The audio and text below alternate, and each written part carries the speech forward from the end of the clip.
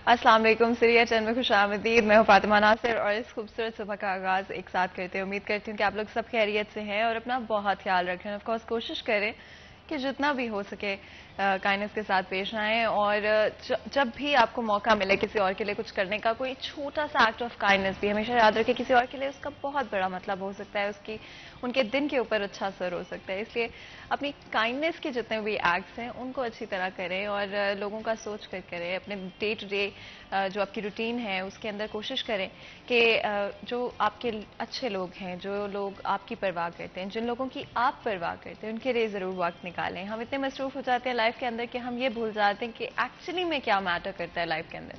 और जहाँ पर सक्सेसफुल होना, अचीव करना चीज़ों को बहुत इंपॉर्टेंट है, वहीं पे उन लोगों का ख्याल करना भी ज़रूरी है जो कि आपकी लाइफ को खूबसूरत बनाते हैं। और हमेशा इसी चीज़ का ख्याल रखते हुए अपनी लाइफ में बैलेंस को लेकर चलें, अपनी पर्सनल लाइफ को उतना ही प्रायोरिटाइज करें जितना कि अपनी एजुकेशन को या दूसरी चीज़ों को करते हैं। Because at the end of the day हर चीज़ जब बैलेंस्ड होती है तो इंसान सच में खुश होता है। और जब आप अपने प्यारों के साथ वक्त गुजारते हैं तो आई थिंक ट्रू हैप्पीनेस आपको उसी से मिलती है। तो अपने प्यारों के साथ, अपनी फैमिली के साथ, अपने दोस्तों के साथ, अपने बच्चों के साथ ज़रूर वक्त गुजारें, प्रायोरिटाइज करें उनको अपनी लाइफ के अंदर। प्रोग्राम का आगाज़ करते हुए सबसे पहले फैसलाबाद शहर के मौसम की सूरत हाल के हवाले से बात कर लेते हैं।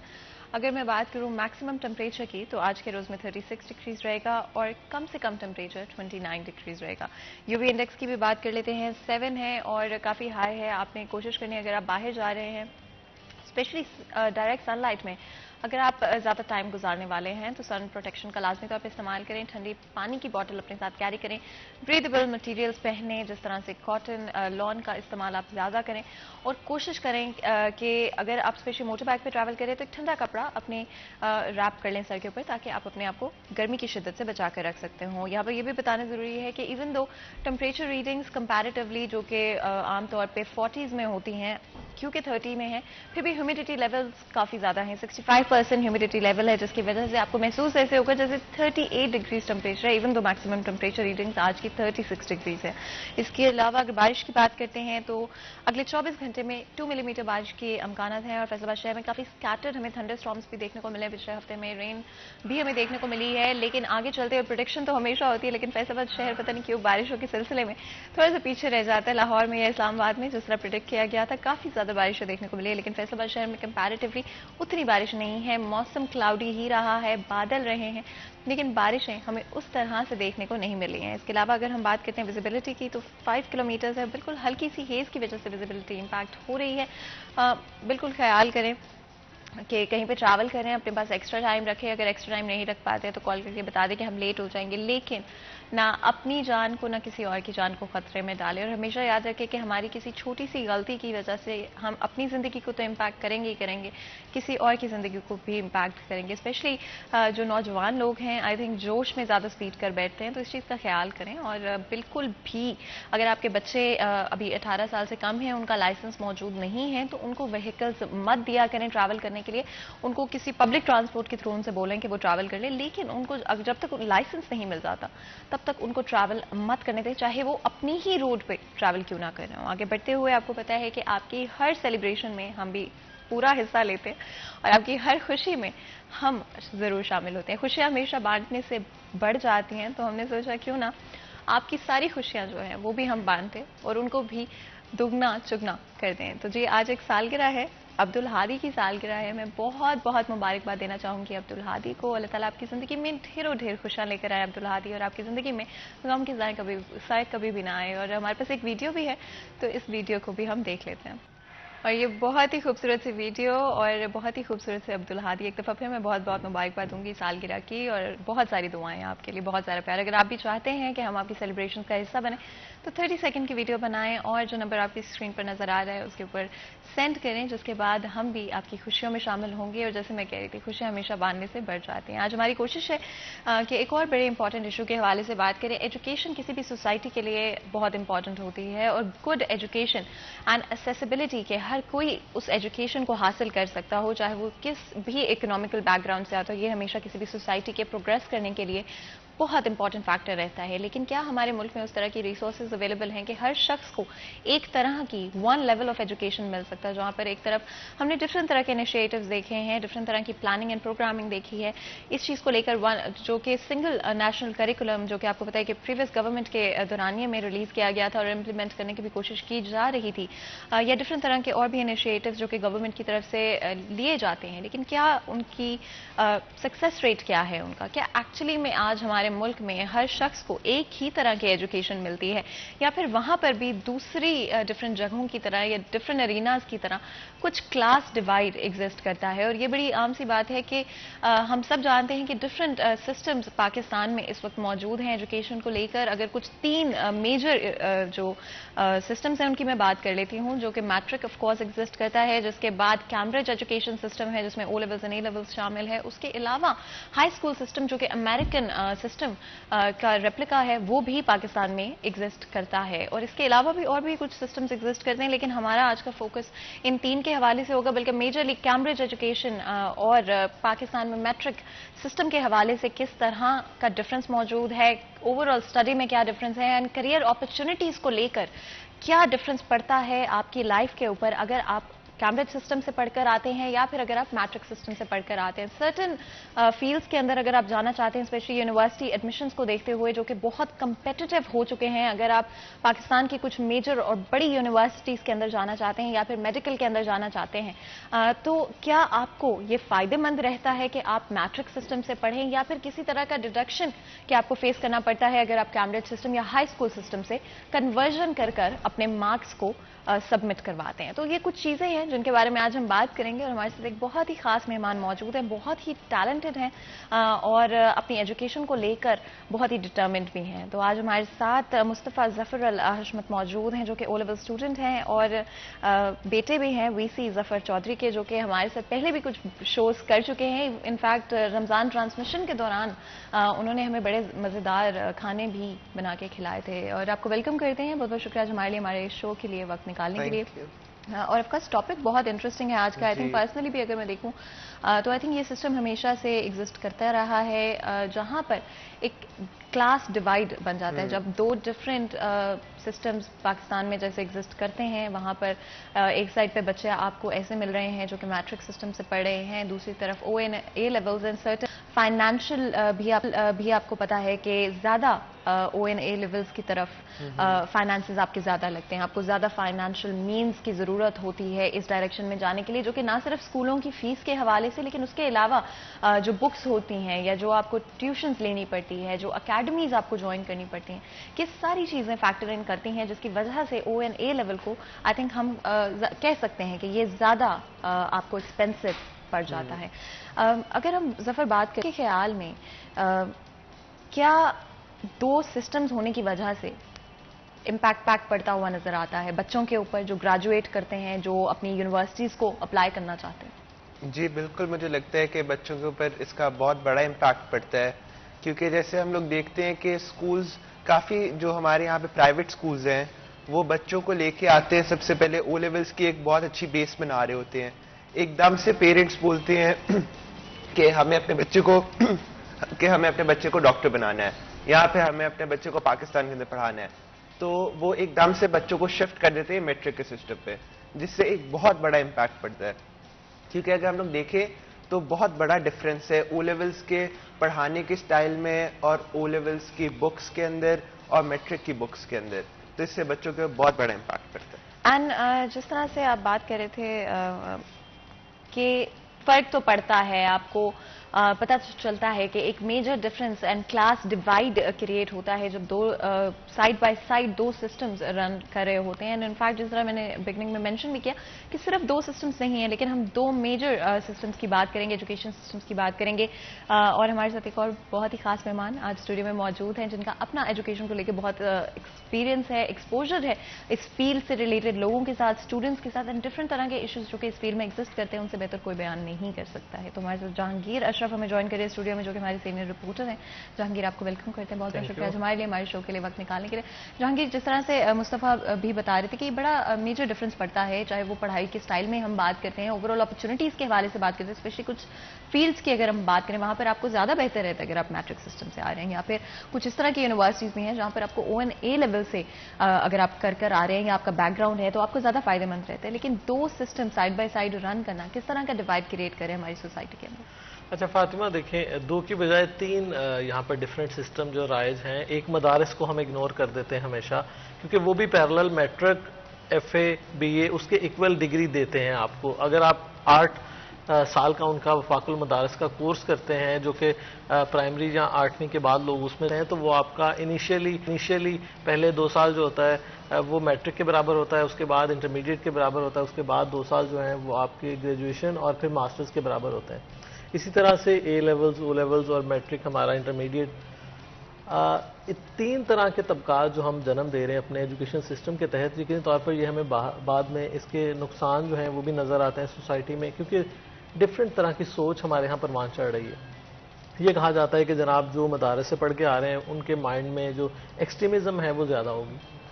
अब इस तरह से जो A लेवल्स, O लेवल्स और इस तरह के कोर्सेज पढ़ते हैं, कैम्ब्रिज और दूसरे, उनके बारे में कहा जाता है कि वो बहुत ही ब्रॉड माइंडेड हैं।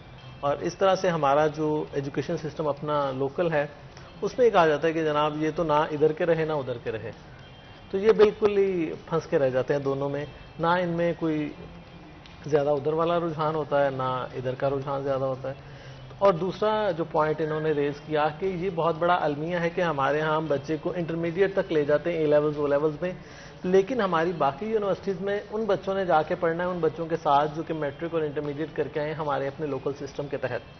अच्छा, उनकी मेंटालिटी और उनका जो एक्सपोजर है वो बहुत डिफरेंट होता है।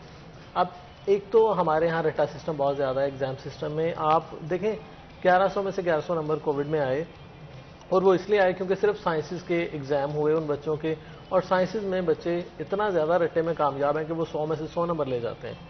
आपकी English, Urdu, मुतालिया Pakistan, Islamic studies, इसमें आपके 100% मार्क्स नहीं आते और वहाँ पर थोड़ा सा आप पीछे रह जाते हैं। और दूसरी बात, कैम्ब्रिज या दूसरे जो सिस्टम है हमारे, उसमें थोड़ा सा आपको फिर भी कहीं ना कहीं सोचने का, एक्सप्लेन करने का मौका मिल जाता है। अब ये डिफरेंस जाके दोबारा एक क्लास में जब बच्चे को बैठाते हैं तो वो टीचर जिनके पास सामने बैठी हुई मेजॉरिटी हमारा लोकल सिस्टम की है, इंटरमीडिएट की है, वो उनको उनके लेवल पे आके पढ़ाते हैं, और A लेवल्स, O लेवल्स वाले कहते हैं क्या बच्चों वाली बातें पढ़ा रहे हैं यूनिवर्सिटी में आके भी। तो ये हमारे यहाँ बहुत ज़्यादा जो एक मैं समझता हूँ कि उनको मायूसी का सामना भी करना पड़ता है कि वो किस लेवल पे जाके स्टडी कर रहे थे इंटरमीडिएट लेवल तक, जब यूनिवर्सिटीज़ में आते हैं तो वहीं फिर दोबारा उन्हें लकीर का फ़कीर बनाया जाता है। हमारे यहाँ एजुकेशन को कोई ऐसा सिस्टम मुतारिफ करवाने की ज़रूरत है जिसमें हमारे अपने सिस्टम को अपग्रेड किया जाए, ताकि एटलीस्ट उस लेवल पर लेकर आया जाए कि बच्चा जिस भी सिस्टम में पढ़े उसकी जो कैपेसिटी है, उसका नॉलेज है और उसकी एक्सप्रेस करने की जो पावर है वो एक जैसी हो। लेकिन हमारे यहाँ एक्सप्रेशन को तो इजाज़त ही नहीं दी जाती, रटा सिस्टम को प्रमोट किया जाता है, और किसी भी एक्स्ट्रा करिकुलर एक्टिविटीज़ या जिसको को करिकुलर एक्टिविटीज़ कहा जाता है उसकी मार्किंग है ही नहीं। अब यूनिवर्सिटीज़ में जाके अक्सर बच्चे ऐसे हैं जिनको यूनिवर्सिटीज़ में पहली बार जाके पता चलता है कि डिबेटिंग क्लब भी कोई होता है, क्योंकि हमारे यहाँ स्कूल्स में, कॉलेजेस में बहुत कम रुझान है इस तरह की एक्टिविटीज़ में बच्चों को इंगेज करने का, बिलखसूस गवर्नमेंट और बहुत सारे ऐसे प्राइवेट जो कि जिनको हम गली मोहल्ले का स्कूल कहते हैं, उनकी कोशिश होती है कि हमारा बच्चा पास होता रहे। पेरेंट को सिर्फ मार्कशीट से गर्ज है, पेरेंट्स को ये नहीं पता कि मेरे बच्चे को बोलना आता है नहीं आता, मेरे बच्चे को लिखना आता है नहीं आता। वही एग्जाम्पल कि माई स्कूल का मजमून लिखेगा, टाट पे बैठने वाला बच्चा भी वही, और एक जो अच्छे स्कूल में बैठकर पढ़ने वाला बच्चा है वो भी वही लिखेगा। हमने बच्चों को रियलिटी लिखना नहीं सिखाया, एक्सप्रेस करना नहीं सिखाया। किताब में झूठ भी लिखा है तो हमने झूठ ही। अब देखिए ना, माई स्कूल का मजमून झूठ लिखा है ना, हर स्कूल की सिचुएशन ऐसी नहीं है जैसे किताबों में लिखी है। अब बच्चों को बताएं कि अपने एनवायरनमेंट को देखकर उसको एक्सप्रेस करें, उसको लिखें, लेकिन हमारे यहाँ झूठ बच्चों को बढ़ाया जा रहा है कि जहाँ माई स्कूल का मजमून आएगा तो लिखना है there are 20 rooms in my school, हालांकि उसमें एक रूम भी नहीं होगा। तो ये बड़ा अलमी है। اینڈ بہت اچھی طرح آئی تھنک جہانگیر آپ نے ڈفرینشیٹ کیا دونوں سسٹمز کے اندر, اور جس طرح آپ نے تھرڈ سسٹم کا بھی مینشن کیا, اینڈ آئی ڈو بلیو کہ ہم اس کو مینشن کرنا بھول جاتے ہیں, ڈسکس کرنا بھول جاتے ہیں. مصطفیٰ, جہاں پر ہم بات کر رہے ہیں کانسیپچول لرننگ کی یا پھر رٹا سسٹم کی, جو کہ بڑا پرومیننٹلی ہمارے ملک میں اس وقت جاری ہے. انفیکٹ ONA لیولس کے اندر بھی اگر آپ دیکھتے ہیں کہ کوئی ٹیچر میٹرک سسٹم کو پڑھاتے رہے ہیں بیک گراؤنڈ میں, اور وہ جب ONA لیولس کو پڑھانے کی کوشش کر رہے ہوتے ہیں تو وہ بھی وہاں پر رٹا سسٹم انٹروڈیوس کروا رہے ہوتے ہیں, اور آپ کو کہا جا رہا ہوتا ہے کہ یہ جواب میں نے آپ کو بتایا, آپ یہی جواب لکھیں, جبکہ کانسیپچول لرننگ ONA لیولس میں زیادہ پریفر کی جاتی ہے, زیادہ سپورٹ کی جاتی ہے. کتنا ڈفرنس آپ کو لگتا ہے کانسیپچول لرننگ کے حوالے سے, بیکاز آپ کا اپنا ایکسپیرینس اسی کو لے کر ہے, کتنا امپورٹنٹ ہے, کس طرح کا تھاٹ پروسیس آپ کے اندر جنریٹ کرتی ہے جب آپ کو روم دیا جاتا ہے سوچنے کا, سمجھنے کا, اپنے ایکسپیرینس سے, تھاٹ سے جواب دینے کا؟ جی بالکل, اس سے بہت بڑا ایک ڈفرینس کریٹ ہوتا ہے.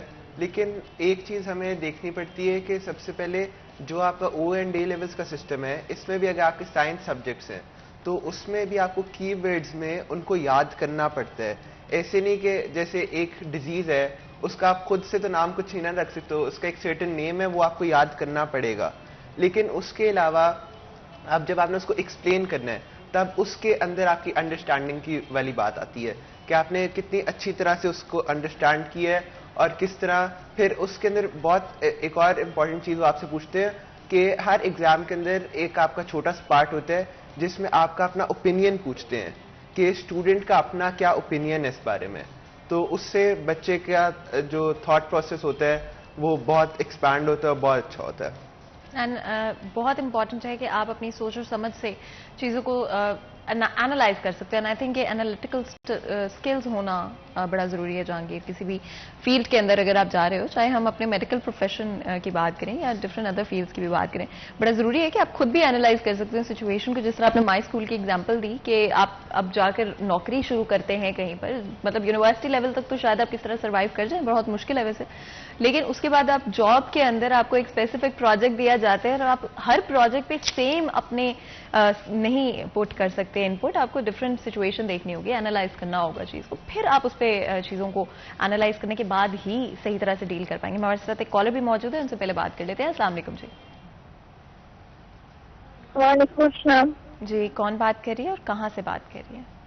میں سنا فیصلہ آباد سے بات کر رہی ہوں. میرا یہ سوال ہے کہ میٹرک کے بعد اگر لوئر بننا ہو تو کس فیلڈ میں جانا چاہیے, اور کیا گریجویشن اور گریجویٹ میں کوئی فرق ہوتا ہے؟ ٹھیک ہو گیا. آپ کے اگر میں دو سوال ایک دفعہ میں آپ کو رپیٹ کر دوں. ایک تو آپ پوچھ رہی تھیں گریجویٹ اور گریجویشن کے ڈفرنس کے حوالے سے. اگر آپ آئی تھنک بہت بہت شکریہ آپ کا کال کرنے کا, اور آئی تھنک مجھے سوال جو ہیں پراپرلی سمجھ نہیں. جہانگیر, آپ سمجھ پائے ہماری کالر کے سوال کو؟ اچھا, آواز تو اتنی زیادہ نہیں ہے, لیکن کلیئرٹی نہیں آ رہی تھی. گریجویٹ اور گریجویشن ایکچولی ہمارے ہاں چونکہ ہم مانگے تانگے کے سسٹم کے چلنے والے ہیں, تو پوری دنیا میں گریجویشن ماسٹرز کو کہا جاتا ہے کہ ماسٹرز کے ایکویلنس. ہمارے یہاں ماسٹرز اور گریجویشن الگ تھا, HEC نے اس کو ختم کیا اور 4 سال ڈگری انٹروڈیوس کروا دی. اب وہی گریجویشن ہے. پہلے گریجویشن ہوتی تھی 2 سال والی, جس کو ہم BA BSc کہتے تھے. ماسٹرز ہوتا تھا MA MSc, جس کو 2 سالہ وہ بھی ڈگری ہوتی تھی. اب وہ ختم ہو گئی کیونکہ پوری دنیا میں وہ نہیں چل رہا تھا. پوری دنیا میں گریجویشن اس کو کہا جاتا تھا 4 ایئر ڈگری جو ہے. ہمیں اس کو انٹروڈیوس کروایا گیا انٹرمیڈیٹ کے بعد. اب ڈائریکٹ گریجویشن جو ہے وہ 4 ایئر کی ہے, جس کو ہمارے ہاں ماسٹرز بھی کہا جاتا ہے. کیونکہ ہم جب 16 سال کی تعلیم کی بات کرتے ہیں تو پوری دنیا میں اس کو گریجویشن کہتے ہیں. ہمارے ہاں وہ ماسٹرز تھی. تو گریجویشن ہمارے ہاں 14 سال تھی, لیکن اب HEC نے پچھلے کچھ سالوں سے تبدیلیاں کچھ کی ہیں, تو اب ہمارے ہاں بھی گریجویشن جو ہے وہ 4 ایئر کی ہو گئی ہے, تو وہ بھی 16 ایئر آف ایجوکیشن ہو گئی ہے. ہونے کی ضرورت نہیں ہے. آپ جو بھی ڈگری کر رہے ہیں اس کو کنٹینیو کریں. آپ کو یہ کنسرن نہیں ہے کہ میرے ساتھ گریجویشن لکھا نہیں لکھا, آپ اپنی ڈگری پروسیس کریں. یہ ہمارے ہاں ایک بس وہ سمجھ لیں. یہ آئی تھنک یہ بھی بڑا مسکنسیپٹ ہے, یا پھر تھوڑی سی اس کے اوپر کنفیوژن ایگزسٹ کرتی ہے. تو جب بریک سے واپس آئیں گے تو اس کو بھی بریک ڈاؤن کریں گے کہ کس طرح سے جو آپ کی BS کی ڈگری ہے وہ کہاں پہ اسٹینڈ کرتی ہے, اور اس کے علاوہ کس فیلڈز میں آپ جا سکتے ہیں اگر آپ نے میٹرک کیا ہے یا آپ کے انٹرسٹ کے بیس پہ. لیکن اس سے پہلے بریک لے لیتے ہیں. کہیں مت جائے گا, ہمارے ساتھ رہے گا.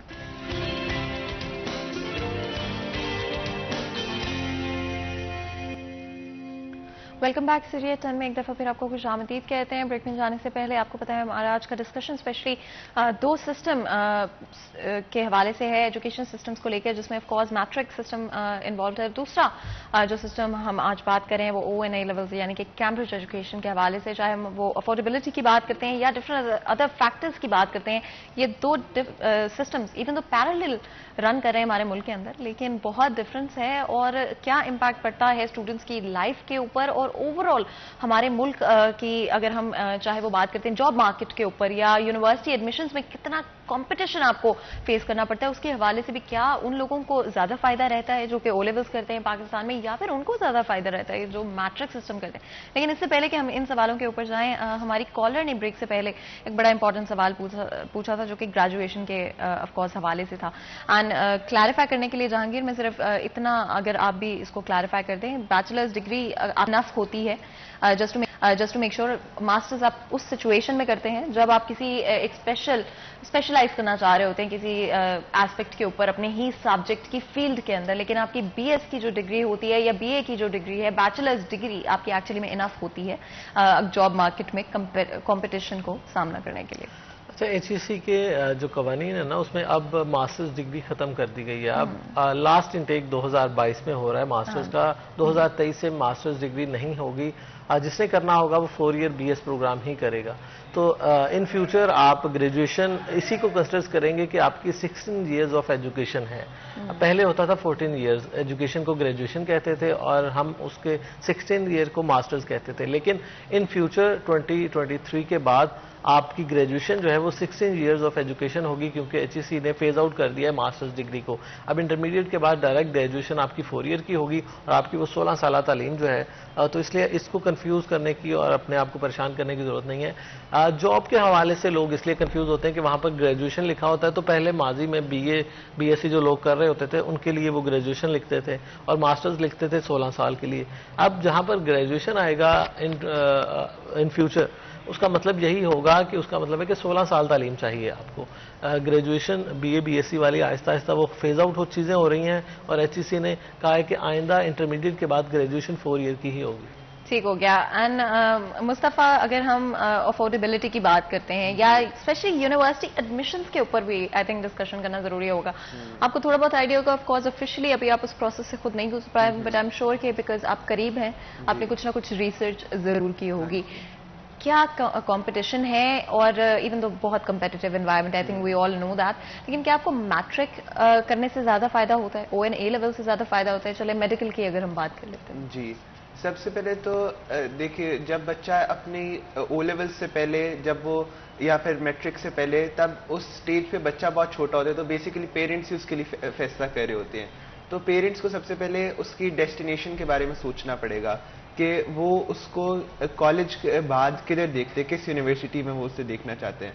अगर वो उसे पाकिस्तान के अंदर देखना चाहते हैं तो फिर मेरे ख्याल में कि मैट्रिक ज़्यादा फेवरेबल होगा, और अगर वो उसे बाहर देखना चाह रहे हैं तो फिर उनको O लेवल्स के लिए जाना चाहिए, क्योंकि वो एक इंटरनेशनल सिस्टम है। और अगर आप किसी फॉरेन कंट्री के लिए अप्लाई कर रहे हो तो अगर आपकी बेस भी उन्हीं के सिस्टम के अकॉर्डिंगली होगी तो वो आपको ज़्यादा उसका फ़ायदा होगा। लेकिन अगर आपका पाकिस्तानी बैकग्राउंड होगा और पाकिस्तानी बेस होगी और आप उसी के अकॉर्डिंग आप अपना आगे करियर परस्यू करोगे तो उसमें आपको काफ़ी एडवांटेज हो सकता है कि आप पाकिस्तान से पढ़ो। लेकिन उसके साथ साथ आपको अपने बच्चे को भी देखना पड़ेगा कि आपका बच्चा क्या उसकी इंग्लिश इस लेवल की है, क्या वो अपनी बात को इस तरह पेपर के ऊपर लिख सकते हैं जो वो अपने माइंड के अंदर जो आइडियाज को सोच रहे हैं, क्या वो उसको उस पेपर के ऊपर कॉम्प्रीहेंड कर सकते हैं कि नहीं कर सकता। और यहाँ फिर आपके बच्चे की मेमोरी इतनी अच्छी हो सकती है कि जो चीज़ उसने याद की है वो आराम से उसको पेपर के ऊपर लिख सकते हैं, तो उसके लिए मैट्रिक बहुत अच्छा हो सकता है। तो ये बहुत बड़ा फैक्टर है। अगर हम मेडिकल के एडमिशन्स के हवाले से बात करते हैं या पाकिस्तान में अगर आप यूनिवर्सिटीज़ के लिए अप्लाई कर रहे हो तो क्या आपको किस तरह का डिडक्शन भी फेस करना पड़ता है पोस्ट ONA लेवल्स? जी, ऑब्वियसली हमारा यहाँ पे जो सिस्टम होता है O लेवल्स का, वो होता है ग्रेड्स के अंदर, और जो मैट्रिक वाला है उसके अंदर मार्क्स होते हैं। तो जब आप इसकी इक्विवेलेंस निकालते हो तो वो मेरे ख्याल में अबव 90% A स्टार की बनती है और 80 to 85% A की बनती है। UHEC ने प्रॉपर वो निकाला हुआ है आपका टेबल जी निकाला हुआ है, तो उसके अकॉर्डिंगली मुझे नहीं लगता एज सच कोई रिडक्शन आपको फेस करनी पड़ती है। पहले मैंने सुना है कि बहुत ज्यादा फर्क होता था, लेकिन अब मैंने सुना कि बहुत बेहतर हो चुका है ये। और एंट्री टेस्ट के बारे में भी आई थिंक हम सब जानते हैं, जो कि डिफरेंट यूनिवर्सिटीज में एडमिशन लेने के लिए आपको देने पड़ते हैं, तो वहाँ पर भी ये चीज़ आई थिंक मैटर करती है, स्पेशली अगर हम इंजीनियरिंग से रिलेटेड फील्ड्स की बात करते हैं या फिर मेडिकल से रिलेटेड फील्ड्स की बात करते हैं। क्या इस एंट्री टेस्ट में उन लोगों को ज़्यादा फायदा रहता है या उनके पास अपर हैंड होता है जो कि मैट्रिक से पढ़ कर आ रहे होते हैं? जी बिल्कुल, जैसे हमारा MD कार्ड का एग्जाम है, उसका जो सारा का सारा पेपर का स्टाइल है वो सारा उसी मैट्रिक वाले ही स्टाइल के ऊपर बेस्ड होता है।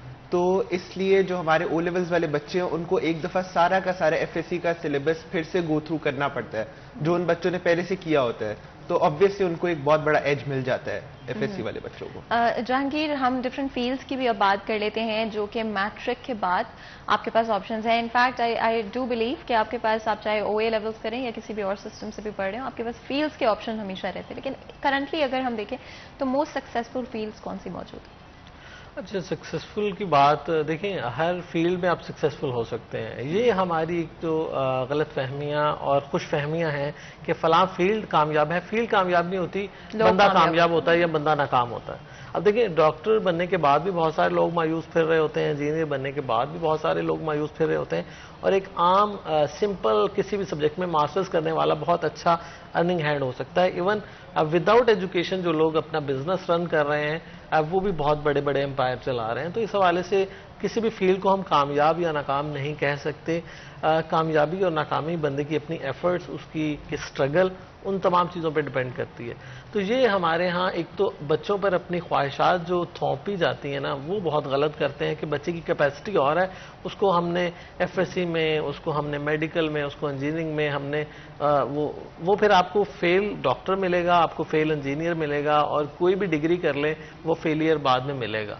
बहुत सारी ऐसी एग्जांपल्स मौजूद हैं। अब देखिए, हमारी अपनी इंडस्ट्री में, मीडिया में या फैशन में या फलां में MBBS डॉक्टर्स मौजूद हैं जो आके एंकरिंग कर रहे हैं और मीडिया को ज्वाइन कर रहे हैं। इस तरह से इंजीनियर्स हैं, वो सिंगिंग कर रहे हैं। तो ये बहुत बड़ा अलमिया है कि बच्चे की अपनी ख्वाहिशात कुछ और होती हैं और पेरेंट की ख्वाहिश को लेकर वो स्टडी कंटिन्यू कर रहा होता है। और वही बात के रटा सिस्टम में हमारे यहाँ आके बच्चे डॉक्टर भी बन जाते हैं, इंजीनियर भी बन जाते हैं, लेकिन उनका अपना जो माइंड होता है, जो उनकी कैपेसिटी होती है, वो नहीं होती। यही वजह है कि वो बाद में जाके हमें, अब CSS में देख लें, आपकी अक्सरियत जो है वो MBBS से जाके CSS करना शुरू कर देती है।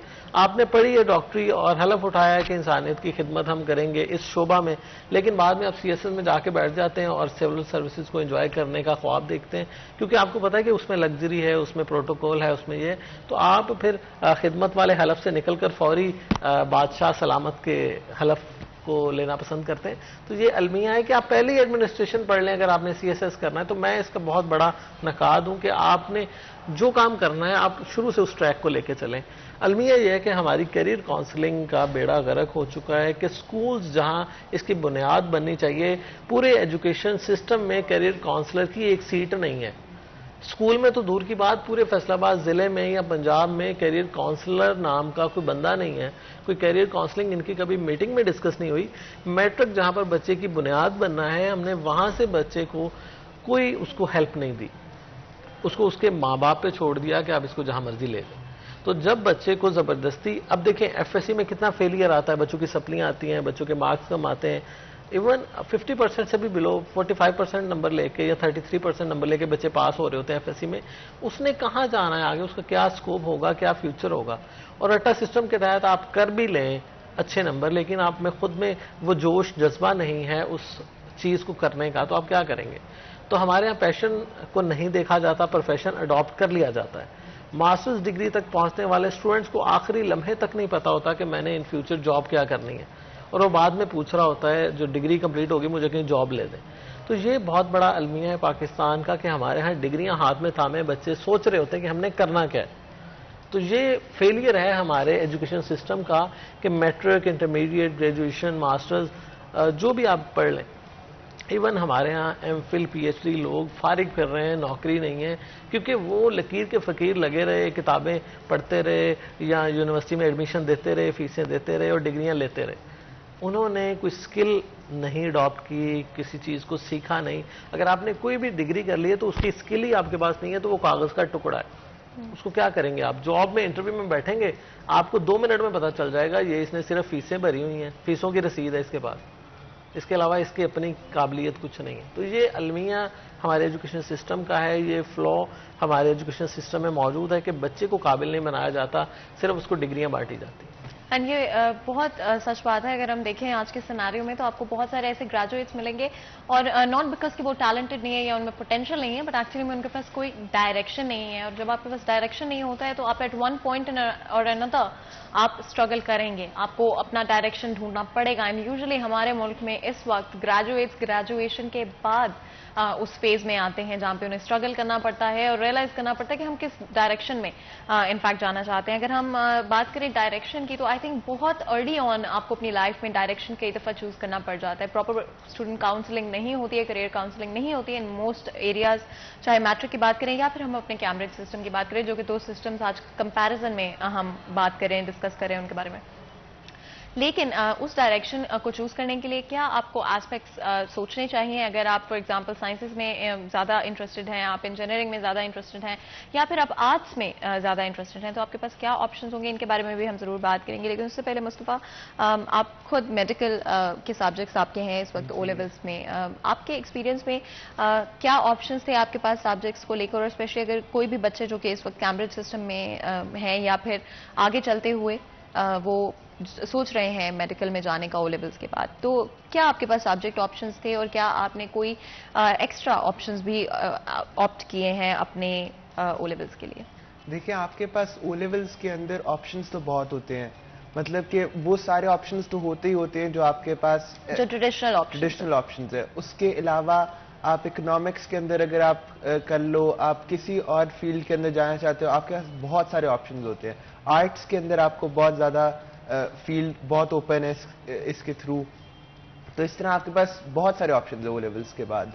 لیکن میرا ایکچولی یہ تھا کہ میں بہت فوکس تھا کہ میں نے اسی لائن کے اوپر جانا ہے, لیکن میری بیس بالکل او لیولز کی ہی بنی ہوئی تھی, تو میں سوئچ نہیں کرنا چاہ رہا تھا کیونکہ میرے سے وہ روٹ لرننگ والا سارا نہیں ہوتا, تو اس لیے میں وہ کانسیپٹ بیس سارا تھا, تو میں نے اسی لیے اسی او لیولز کو ہی چوز کیا. لیکن جس طرح آپ سبجیکٹس کی بات کر رہے تھے کہ آرٹس میں بھی بہت سارے آپشنز تھے, اکنامکس کے حوالے سے یا ڈفرینٹ بزنس آپشنز بھی اویلیبل تھے, جو اسٹوڈنٹس ابھی دیکھ رہے ہیں ان کے لیے کون سے سبجیکٹس آپ کے خیال میں, اگر فار ایگزامپل آپ بزنس روٹ پہ جانا چاہ رہے ہیں تو کون سے آپشنز آپ کے پاس بیسٹ رہیں گے آپ کے لیے, یا پھر اگر آپ آرٹس کی طرف جانا چاہ رہے ہیں کون سے آپشنز بیسٹ رہیں گے؟ جی, اگر آپ بزنس اور آرٹس کی طرف, تو او اے لیولز کی جو آپ کے پاس کوالیفیکیشن ہوتی ہے یہ بہت آپ کو ویلیو کرتی ہے, کہ کیونکہ اس میں آپ کا ایک بہت براڈ کانسیپٹ بن جاتا ہے, اسپیشلی بزنس کے پوائنٹ آف ویو سے.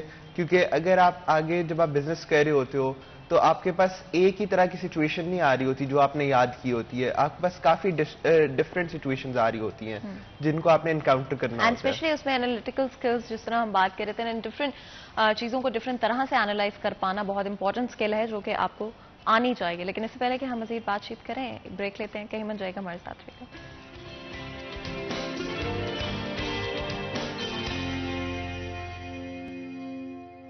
ویلکم بیک سیریز 10 میں ایک دفعہ پھر آپ کو خوش آمدید کہتے ہیں. بریک میں جانے سے پہلے آج ہم بات کر رہے تھے matric versus O and A levels, کون سا سسٹم آپ کے لیے بیسٹ ہے اگر آپ کے بچے پوٹینشلی آگے چلتے ہوئے چوز کرنے والے ہیں کہ وہ کس ڈائریکشن میں جانا چاہتے ہیں. آئی تھنک ایک چیز جو کہ آج کل ہم فیس کرتے ہیں وہ یہ ہے کہ ہمیں اپنی لائف کے بہت میجر ڈیسیجنز بہت کم عمر میں لینے پڑتے ہیں. پراپر کاؤنسلنگ بہت ضروری ہے, پراپر گائیڈنس بہت ضروری ہے اس پروسیس کے اندر, لیکن موسٹلی بچے آج بھی بغیر کسی پراپر گائیڈنس کے یا کسی بھی طرح کی نالج اینڈ انفارمیشن کے وہ چوائس بہت ارلی آن لے لیتے ہیں. Of course like 16 years old یا 17 سال کے بچے کو چوز کرنا پڑتا ہے کہ وہ کس ڈائریکشن میں جانا چاہتا ہے, کون سے سبجیکٹس لینا چاہتے ہیں, اور اسی کے بیس پہ پھر وہ آگے آف کورس آپ ڈیسیجنز لیتے رہتے ہیں اور چینج کرتے رہتے ہیں, بٹ آپ ریسٹرکٹ ضرور ہو جاتے ہیں اسی ایریا کے اندر اسپیسیفکلی ایک دفعہ جب آپ او لیولز یا میٹرک کے لیے اسپیسیفک سبجیکٹس کو چوز کر لیتے ہیں. جہانگیر, پراپر کریئر کاؤنسلنگ ہم پہلے بھی ایمفیسائز کر چکے ہیں کتنی امپورٹنٹ, لیکن اگر آج کے سیناریو کی ہم بات کرتے ہیں, بچوں کے پاس کیا پروبیبل آپشنز اویلیبل ہیں اور کیا امپورٹنٹ چیزیں ہیں جو ان کو کنسیڈر کرنی چاہیے یہ چوز کرنے سے پہلے کہ کون سے سبجیکٹس کی طرف وہ جانا چاہتے ہیں؟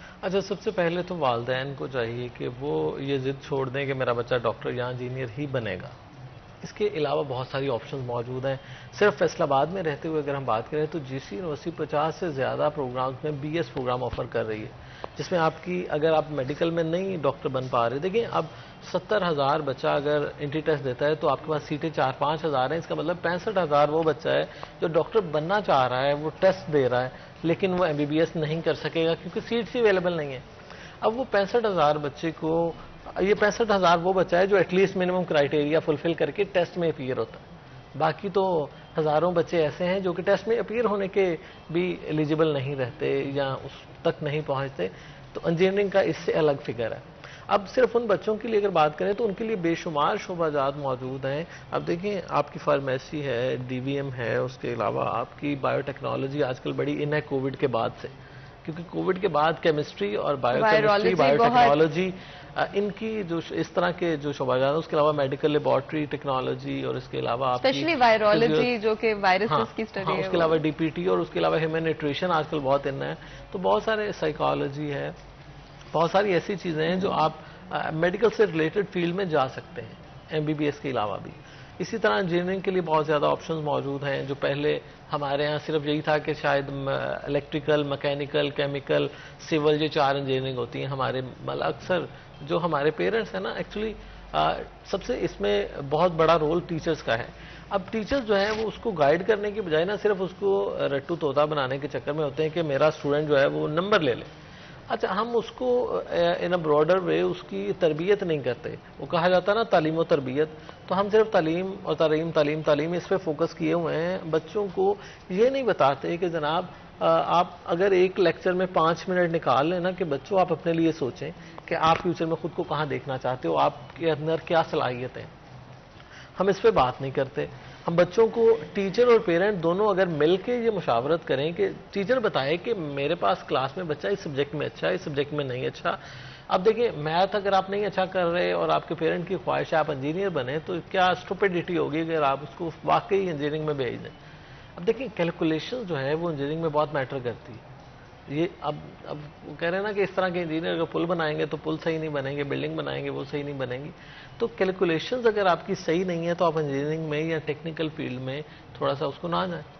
اسی طرح سے میڈیکل میں اگر آپ بہت زیادہ آپ کی اس حوالے سے حساسیت نہیں ہے, آپ چیزوں کو سمجھ نہیں سک پا رہے یا چیزوں کو انڈرسٹینڈ نہیں کر پا رہے یا اس کا سولوشن نہیں دے پا رہے, تو آپ اس کو تھوڑا سا کسی اور سائڈ, اگر آپ دیکھیں آپ کے مائنڈ میں ایک یا آپ کے اندر ایک آرٹسٹ چھپا ہے, آپ پیرنٹ اس کو زبردستی کہیں کہ آپ ایف ایس سی کرو, آپ اس کو انٹرمیڈیٹ لیول سے کیوں نہیں فائن آرٹس پڑھا دیتے. ٹھیک ہے, اگر کوئی اور اکنامکس میں جانا چاہتا ہے تو اس کو آپ شروع سے ہی آئی کام کیوں نہیں کروا لیتے نا. ایف ایس سی کے فیلئر کے بعد آپ اس کو کامرس میں بھیجیں گے, بی بی اے کروائیں گے. بہت بڑی تعداد بی بی اے میں وہ جانے والے ہیں جو کہ ایف ایس سی کر رہے ہوتے ہیں. اب دیکھیں آپ کا مائنڈ ہے سائنسز پڑھنے کا, لیکن بعد میں آپ بی بی اے کر رہے ہیں. تو یہ ہمارے ہاں ہمارے اوور آل سسٹم کا اتنا بڑا اس میں المیہ موجود ہے کہ آپ کے ٹیچرز کو نہیں پتا, آپ کے پیرنٹس کو نہیں پتا کہ بچہ میرا کس قابل ہے. اس کی کیپیسٹی کو کبھی جج نہیں کیا گیا, صرف اس کی مارک شیٹ کو دیکھا جاتا ہے جناب, اور اس کی بنیاد پر اس کا ایڈمیشن ہو جاتا ہے. اب بہت سارے ایسے بچے جو کہ ٹاپ کر جاتے ہیں وہ ٹیچر سلیکٹ ہو جاتے ہیں, لیکن بعد میں انہیں پڑھانا نہیں آتا. اب دیکھیں پڑھانا بھی ایک آرٹ ہے, اور کانفیڈنس اگر آپ میں نہیں ہے اور چیزوں کو ڈیلیور کرنے کا آپ کے اندر ٹیلنٹ موجود نہیں ہے تو آپ ٹاپر بھی ہوں گے لیکن آپ ڈیلیور نہیں کر سکیں گے. آئی تھنک یہ سب سے زیادہ ڈیزاسٹر سچویشن ہوتی ہے جب آپ کا ٹیچر, ایک تو ڈفیکلٹی ہو رہی ہے ان کو پڑھانے میں, اور اس کی وجہ سے ڈفرینٹ اسٹوڈنٹس بھی امپیکٹ ہو رہے تھے. تو آپ صرف آپ کا نقصان تو ہو گیا ہے, لیکن اس کی وجہ سے بہت سارے اور بچوں کا فیوچر بھی امپیکٹ ہوگا. آئی تھنک یہ ایک بہت ڈفیکلٹ سچویشن پیدا ہو جاتی ہے. مصطفیٰ, مجھے پتا ہے آپ بہت ایمبیشیس ہو, بہت ٹیلنٹڈ بھی ہو, آپ کے گریڈز بھی بہت اچھے رہے ہیں. او لیولس کا جو فرسٹ آپ کا 10th اور سیکنڈ کے بھی آپ کے نہیں آئے ہیں مارکس, جو آپ کا O2 ہے فائنل ایئر کے مارکس ابھی آپ کے نہیں ہیں, O1 کے آ چکے ہیں جو آپ کے دونوں ایز ہیں. آگے چلتے ہو کیا ایمبیشن, کیا کرنا چاہتے ہیں؟ آگے میرا تو میڈیسن کے اندر ہی کرنے کا ہے. جیسے میں نے آپ کو بتایا کہ میری شروع سے ہی بیس یہ OA لیولز والی ہی تھی, کانسیپٹ بیسڈ میرا تھا, تو میں نے سائنسز کے ہی سبجیکٹس رکھے اور آگے میرا اسی کے اندر یہ ہے کہ میں آگے MD CAT کا ایگزام دوں اور پھر اوور آل اگر آپ اپنے لائف کے گولز دیکھتے ہو تو آپ کے کیا گولز ہیں لائف کو لے کر, کہاں کیا اچیو کرنا چاہتے ہیں؟ What does success mean to you? Success to me is basically to first of all become a good person, to become a good human being, and then to become a good doctor.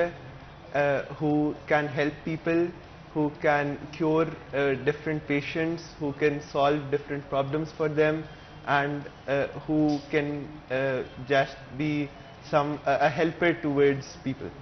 And I really hope کہ آپ اپنے dreams کو achieve کر پاؤ اور آپ کو جتنا بھی ہو سکے آسانیاں ملیں اس راستے کے اندر. اینڈ کہیں پر اگر اسٹرگلس فیس بھی کرنی پڑے تو ڈٹ کر آپ ان کا مقابلہ بھی کر پاؤ. And you seem very talented. Jahangir, اگر ہم اپنے آج کے اسٹوڈنٹس کو کچھ ایڈوائز دیں آج کے شو کے تھرو, اور ٹیچرس کو اینڈ پیرنٹس کو, because I do feel like کہ بہت امپورٹنٹ کردار ٹیچرس بھی پلے کرتے ہیں اور پیرنٹس بھی پلے کرتے ہیں کسی بچے کے فیوچر میں, تو کیا ایڈوائز دیں گے؟ اچھا, ایڈوائز یہ ہے کہ ٹرائی اینگل کہا جاتا ہے اسٹوڈنٹ, ٹیچر اور پیرنٹ کو. جب آپ بچے کی میٹریکولیشن اور انٹرمیڈیٹ لیول پہ بچہ ہے تو اس کے ٹیچر سے ضرور کنسلٹ کریں کہ بچہ ہمارا کتنی کیپیسٹی کا ہے.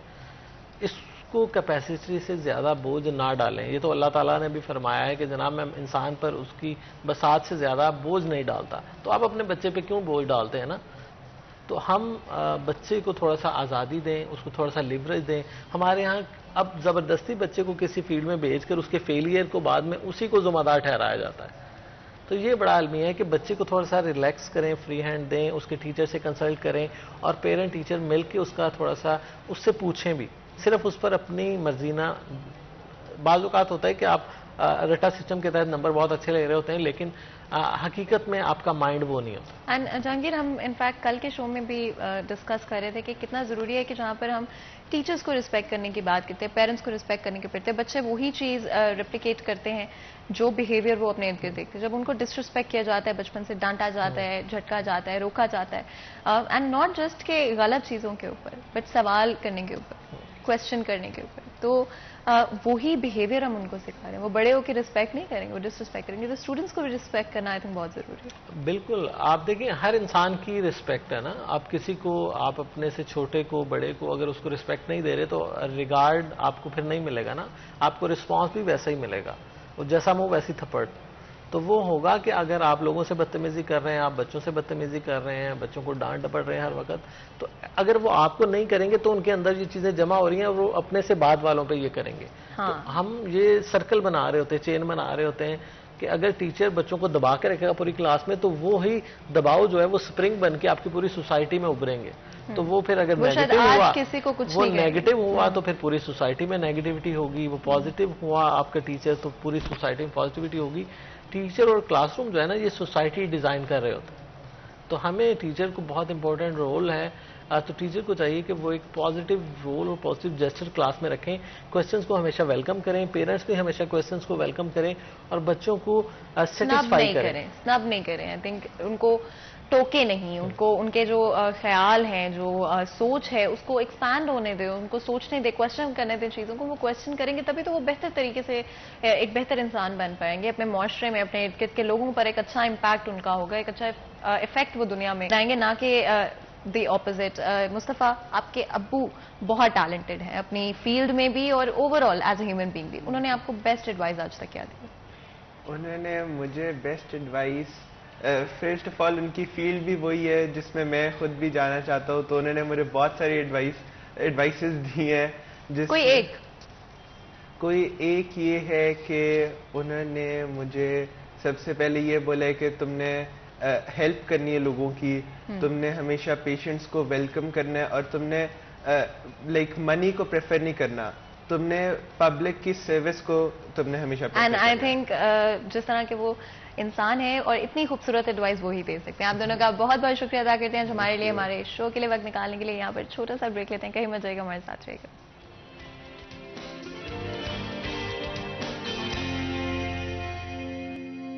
Welcome back. سیریس میں ایک دفعہ پھر آپ کو خوش آمدید کہتے ہیں. بریک میں جانے سے پہلے آپ کو پتا ہے کہ آج ہمارا فرسٹ ہاف ایجوکیشن کے حوالے سے تھا, اور ہماری ہمیشہ کوشش رہی کہ ہم آپ کے لیے ایجوکیشنل کانٹینٹ اور انفارمیٹو کانٹینٹ کو سامنے لے کر آئے. اور کچھ چیزیں اس طرح کی ہے جو کہ کئی دفعہ پورے پاکستان کو امپیکٹ کر رہی ہوتی ہیں, بٹ فیصل آباد شہر کے حوالے سے ہم ڈسکشن کرتے ہیں اور کس طرح سے فیصل آباد کے لوگوں کے اوپر, بزنس کے اوپر, انڈسٹری کے اوپر ڈفرینٹ چیزوں کا اثر ہوتا ہے. کس طرح سے آپ کی اور میری لائف کے اوپر, جو لوگ فیصل آباد شہر میں رہتے ہیں, کچھ چیزوں کا امپیکٹ ہوتا ہوا نظر آتا ہے, یا ان लोगों के ऊपर जो कि डिफरेंट इदारों में काम करते हैं, डिफरेंट चाहे वो गवर्नमेंट की सर्विसेज की हम बात करें या फिर डिफरेंट टेक्सटाइल्स की बात करें, डिफरेंट बिजनेसेस एंड इंडस्ट्रीज की बात करें जो कि फैसलाबाद शहर में एग्जिस्ट करती हैं। आज का हमारा टॉपिक इसी वाले से होगा जहां पर पिछले कुछ महीनों के अंदर हमने बहुत मेजर पॉलिटिकल चेंजेस आते हुए देखे हैं और कुछ लोग खुश हैं, कुछ लोग खुश नहीं हैं।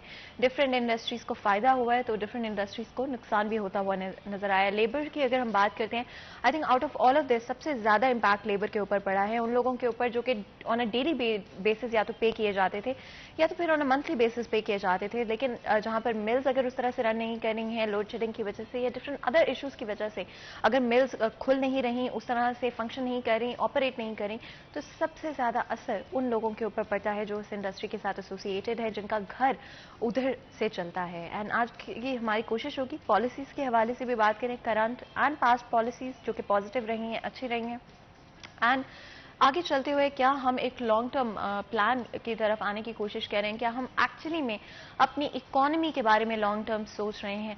हकीकत यही है कि पिछले कुछ डेकेड्स के अंदर इनफैक्ट हमने अपनी इकोनॉमी को लॉन्ग टर्म सर्वाइवल के लिए तैयार नहीं किया है, जहां पर एक ग्लोबल रिसेशन के बारे में बात की जा रही है, प्रिडिक्शन की जा रही है, और कोरोना के थ्रू ऑलरेडी बहुत डिफिकल्ट वक्त हमारे मुल्क ने और इकोनॉमी ने देखा है। आगे चलते हुए किस तरह की लॉन्ग टर्म पॉलिसीज की हमें जरूरत है और क्यों अभी तक इन लॉन्ग टर्म पॉलिसीज को ना तो इम्प्लीमेंट किया गया है ना ही बनाया गया है, इस पर भी हम बात करेंगे। और आज हमारे साथ बहुत ही खास मेहमान हमें ज्वाइन कर रहे हैं हमारे स्टूडियो में, जो कि हमारा इस डिस्कशन में साथ देंगे। आज हमारे साथ आलमदार साहब मौजूद हैं जो कि एक्स प्रेसिडेंट हैं FCCI के। आपको वेलकम कहते हैं शो में, बहुत बहुत शुक्रिया आज हमारे लिए, हमारे शो के लिए वक्त निकालने के लिए। आप एक सीजन बिजनेसमैन हैं और आपका एक्सपोर्ट्स के साथ भी ताल्लुक रहा है, FCCI के साथ भी ताल्लुक रहा है और बहुत एक्सपर्टीज हैं आपकी, ना सिर्फ बिजनेस को लेकर लेकिन फैसलाबाद शहर के बिजनेस डायनेमिक को लेकर और उन लोगों को लेकर जो कि इस इंडस्ट्री के साथ एसोसिएटेड है, डिफरेंट इंडस्ट्रीज के साथ इनफैक्ट एसोसिएटेड है।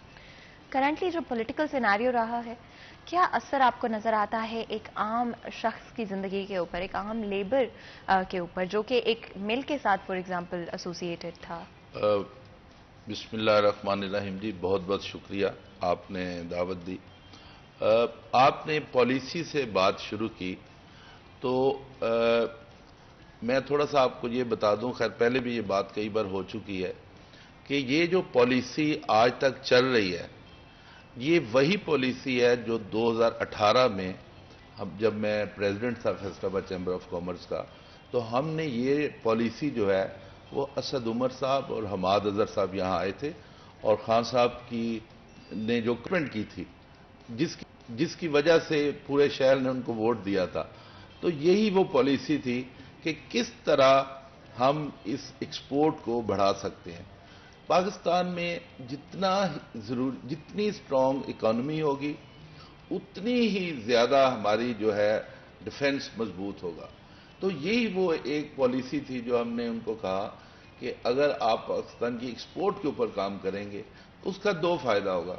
एक तो ये कि जो ट्रेड डेफिसिट है वो कम हो जाएगा, दूसरा जैसे जैसे इंडस्ट्रियलाइजेशन बढ़ेगी तो उसके साथ जॉब क्रिएशन होगी। तो ये वो दो चीजें थी जिसकी वजह से हमने ये टेक्सटाइल पॉलिसी बना के दी। उसमें बेसिकली था क्या, कोई नई चीज नहीं थी, असल यही था कि जो हमारी कॉस्ट ऑफ प्रोडक्शन है वो कम से कम 5 साल के लिए मेंटेन हो और कॉस्ट ऑफ प्रोडक्शन वो हो जो कि इंटरनेशनली अब्जॉर्व हो सकती है हमारे प्रोडक्ट के ऊपर। वो उनको समझ आ गई। तो ये पिछले 3.5 साल आपने देखा है इसमें कोरोना हुआ। अच्छा, एक कभी कोई भी मैंने बहुत ज्यादा देखे हैं प्रोग्राम, कभी किसी ने ये बात नहीं की। इसमें एक बहुत बड़ा आंसर जो है वो अफगानिस्तान का भी है कि अफगानिस्तान जो था, आप ये देखिए कितनी बड़ी जंग थी जिसमें यहां से अमेरिकन वापस गए, ये कभी किसी बंदे ने बात की। तो ये भी पिछले 3.5 साल में अफगानिस्तान वॉर जो है वो एक लिहाज से खत्म हुई है और यहां से उसका इंपैक्ट क्या है कि फूड पाकिस्तान से जा रहा है, उनकी हर चीज पाकिस्तान में जा रही है और ये भी एक प्रेशर आया पाकिस्तान के ऊपर।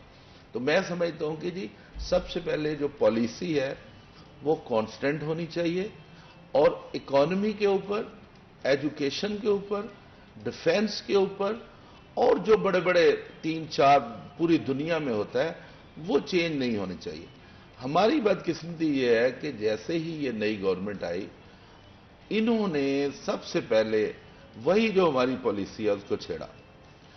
اب یہ ماشاءاللہ پالیسی اتنی مضبوط تھی کہ یہ کرونا کے دور میں بھی, جبکہ پوری دنیا کی اکانومی جو ہے وہ ڈسٹرب تھی, آپ کے سامنے انڈیا میں بے شمار اموات ہوئیں, ایران میں ہوئیں, دنیا کے بڑے سے بڑے ہیلتھ سسٹم جو ہیں وہ تباہ ہو گئے, جس طرح کہ انگلینڈ ہے, فرانس ہے, جرمنی ہے, اسپین ہے, اٹلی ہے, امریکہ ایون, جاپان. تو پوری دنیا کے جہاں سسٹم فیل ہو گئے, وہ اللہ کے فضل و کرم سے پاکستان میں سمجھتا ہوں کہ اللہ تعالیٰ کی خاص کرم نوازی تھی, کیونکہ ہم پہلے ہی پسے ہوئے لوگ تھے, تو اللہ نے ہمیں مہلت بھی دی اور ہمیں ہمت بھی دی کہ اس کا بھی ہم نے ڈٹ کے مقابلہ کیا. تو مضبوط پالیسی جو ہے وہی ملکوں کو آگے لے کے چلتی ہے. لیکن یہ اسی بجٹ میں آپ نے دیکھا ہے کہ ہمیں یہ نہیں سمجھ آ رہی کہ پالیسی تو یہ ہونی چاہیے تھی کہ اس کو کنٹینیو کرتے, کیونکہ اس کے ثمرات آئے ہیں. آپ نے ایوریج 17% جو ہے وہ گروتھ ہوئی ہے ایکسپورٹ میں, تو اس کو کنٹینیو ہونا چاہیے تھا. اور آپ کے سامنے یہ $31 بلین کو ٹچ کر گئے. اسی طرح یہ پالیسی ہی تھی کہ پاکستان میں جاب بجائے اس کے کہ جاب ختم ہوتی, 55 لاکھ لوگوں کو جاب مل گئی. اگر یہ 1.5 سال گورنمنٹ اور چلتی اور یہی پالیسی رہتی تو یہ 1 کروڑ لوگوں کو بھی جاب مل جانی تھی. لیکن میں سمجھتا ہوں کہ کنٹینیوٹی آف پالیسی بہت ضروری ہے اور اس کے ثمرات بھی آتے ہیں. اب جو ریسنٹلی اس بجٹ میں ہوا ہے, 2 کام ہوئے ہیں. پہلے ایکسپورٹ کو نمبر 1 پرائرٹی تھی, انرجی میں بھی ہمیں نمبر 1 پرائرٹی تھی, اس کی پرائس میں بھی نمبر 1 پرائرٹی تھی, اس کی وجہ سے ہماری ایکسپورٹ بڑھ رہی تھی. ابھی انہوں نے ہماری گیس کی بھی پرائس بڑھا دی ہے, بجلی کی بھی پرائس بڑھا دی ہے. اس کے علاوہ ڈیفینیٹلی جولائی آ رہا ہے, یہ جون میں سیلریز بھی ہم نے بڑھانی ہے. یہ ظاہر ایک لیبر کا رائٹ ہے, اور جتنا اس وقت ملک میں برا حالات ہیں اور سب سے زیادہ جو پس رہا ہے وہ اس وقت سیلریڈ طبقہ ہے, تو ڈیفینیٹلی سیلری بھی انشاءاللہ بڑھنی ہے 1 جولائی میں. تو اس کے ساتھ ساتھ جو سب سے زیادہ جس کے ساتھ آپ سمجھ لیں, جس کا پیٹرول اتنا مہنگا ہوا ہے تو وہ لوگ تو افورڈ ہی نہیں کر سکتے. میں نے تو کئی ٹی وی پہ یہ کہا, میں نے کہا خدا کے لیے, میرے پاس اس دن جو یہاں کے سی ٹی او ہیں وہ ایک ٹریننگ دینے آئے, تو میں نے کہا خدا کے لیے ان موٹر سائیکل والوں کا چلان نہ کریں جو 2-3 لوگ بیٹھتے ہیں. اس کی وجہ یہ ہے کہ پہلے یہ موٹر سائیکل پہ ایک بندہ آتا تھا, جب انہوں نے پہلی بار تیل بڑھایا تو 2 بندے بیٹھنے شروع ہوئے. اب اتنا آئل مہنگا ہے کہ 3 لوگ بیٹھتے ہیں ایک موٹر سائیکل پہ. تو میں نے سی ٹی او صاحب سے کہا, میں نے کہا مجھے نہیں پتا یہ اباف دی لا ہے, لیکن خدا کے لیے ان کا چلان نہ کریں, کیونکہ چلان بھی اب انہوں نے 2000 روپیہ کر دیا. تو میں سمجھتا ہوں کہ جی جب تک آپ جب بھی کوئی مہنگائی کریں تو سب سے پہلے جو منیمم سیلری کا لیول ہے اس میں کسی بھی اپنے ایکسپرٹ کو کہیں کہ بجٹ بنا دیں. بالکل. اینڈ زیاد صاحب آپ نے بہت امپورٹنٹ کچھ ایسپیکٹس کی بات کی, تو میں چاہتی ہوں کہ ہم ان کو بریک ڈاؤن کریں تاکہ ہم انڈیویجولی کچھ چیزوں کے اوپر فوکس کر پائیں. آپ نے ٹیکسٹائل پالیسی کی بات کی, اینڈ بڑا امپورٹنٹ ہے کہ ایک سالڈ ٹیکسٹائل پالیسی جو کہ آف کورس پہلے کی بھی گئی اور اس کے اوپر امپلیمنٹیشن بھی آئی تھنک کچھ حد تک آپ کو نظر آئی. لیکن کرنٹ گورنمنٹ چینجز کی وجہ سے, جس طرح سے ہم جانتے ہیں کہ پہلے P T I government in power تھی اور اس وقت ہمارے پاس ایک majority P M L N government ہمیں نظر آ رہی ہے, کیا اب وہ ٹیکسٹائل پالیسی ویلڈ نہیں ہے؟ کیا اس پر امپلیمنٹیشن نہیں کیا جا رہا؟ نہیں, اس کو بالکل ڈسٹرب کر دیا نا جی. جس طرح اس کی بیسکلی ٹیکسٹائل پالیسی کے 3 بیسک اصول تھے کہ جی ہماری گیس کی ریٹ انہوں نے مینٹین کیا تھا, بجلی کا ریٹ مینٹین کیا تھا, اور اس کے بعد ہمیں جو ہمارے جو ریفنڈز ہیں وہ ہمیں ساتھ ساتھ مل رہے تھے. تو انہوں نے گیس کا بھی ریٹ بڑھا دیا, بجلی کا بھی ریٹ بڑھا دیا, اور جو ریفنڈ ہیں اس میں کچھ ملے بھی ہیں, اور ابھی تک جو ہمارے انکم ٹیکس ہے اور اس طرح کے بے شمار ریفنڈ جو ہے وہ پینڈنگ بھی ہے. تو سیل ٹیکس ابھی ملا ہے. تو میں سمجھتا ہوں کہ اس کے علاوہ ایک اور بڑی چیز ہے کہ آپ نے یہ دیکھا کہ فرض کریں اگر ان کی 3 مہینے میں دیکھیں تو 3 مہینوں میں 2 عیدیں آئی ہیں, ٹھیک ہے. انہوں نے عید پہ 5 اور 5 10 چھٹیاں کی. میں آپ کو ایسی ٹیکنیکل چیزیں بتاؤں گا. اس کے بعد 10 دن گیس بند کر دی, स्पिनिंग इंडस्ट्री की। स्पिनिंग इंडस्ट्री की जब गैस बंद होगी, ये इसी तरह है कि किसी घर का पीछे से आप स्विच ऑफ कर दें, तो हमने यान कहां से लेना है? 10 दिन वो बंद हुए, 10 दिन छुट्टियों के बंद हुए, 4 महीने में 12 जो हैं वो आपकी हॉलीडेज बनती हैं। ठीक है, अगर ये सारी करें तो ये 3 महीनों में 33% तो इन्होंने खुद मिलें बंद कर दी हैं। तो इसका बहुत बुरा इंपैक्ट आएगा। हमने जो भी गवर्नमेंट के लोग थे उनसे हमारी एसोसिएशन ने और चैम्बर ने राब्ता किया, बल्कि हमने अपने, आपको भी याद है, आपके भी प्रोग्राम में पिछले में सिटी 41 को भी 792 सबको हमने बताया कि $100 मिलियन पर डे की एक्सपोर्ट होती है। अगर आप छुट्टी करते हैं तो उसका 2 नुकसान है। एक तो $100 मिलियन आपने अपनी एक्सपोर्ट कम कर दी, प्रोडक्शन। नंबर 2, उस दिन जिसकी सैलरी है उसको तो सैलरी मिल जाएगी। जो 50% लोग वो हैं जो कि कॉन्ट्रैक्ट लेबर होती है, उसका तो आपने बेड़ा गर्क कर दिया। अच्छा, फिर मुझे एक बात की समझ नहीं आई कि दोनों बार 2-2 नोटिफिकेशन हुए। एक पे उन्होंने कहा कि ईद की 3 छुट्टियां हैं, जो ब्यूरोक्रेसी ने एक नोटिफिकेशन दिया, लेकिन उसको जो वजीर आजम साहब थे उन्होंने 5 कर दी। फिर दूसरी पे भी उन्होंने 3 छुट्टियां कही, उन्होंने 5 कर दी। अब बेसिकली था क्या कि एलएनजी की कमी थी, बारिशें हो नहीं रही थी, कोयला जो है वो 500 गुना महंगा हो गया, रॉ मटेरियल था नहीं, तो इन्होंने बजाय इसके कि उसका अरेंज करते, उसकी बजाय ये किया कि मिलें बंद कर दो, इंडस्ट्री को छुट्टियां दे दो।